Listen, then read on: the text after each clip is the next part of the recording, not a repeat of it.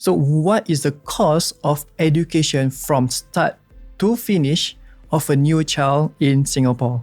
This is actually a very huge topic because there's different phases from their preschool. There's a primary school, secondary school, and then there are post-secondary, tertiary, and then of course there are tertiary, which is the universities. I'm going to maybe focus a bit more on the two major ones, which is the preschool and also the tertiary, which is more of the university. So preschool, it's actually can be very, very varied also, because you do the government one, also you can do the private ones. So it can range with $300 to more than $2,000. So I did a calculation. So when you look at an average, maybe about $1,000 a month, looking to the spend within the whole from year zero, if you start from your childbirth, and then you put in infant care, and then the child care, and then all the parent PG. So it can cost an average about 70,000 totally just before your primary school. But then you have to understand also then there is subsidies and everything from ECDA, ECDA. So that will help to cover at least about almost half sometimes. So depending on your income also. So the subsidies also depends on that. So then you can see that the range to cost about 30 to 40,000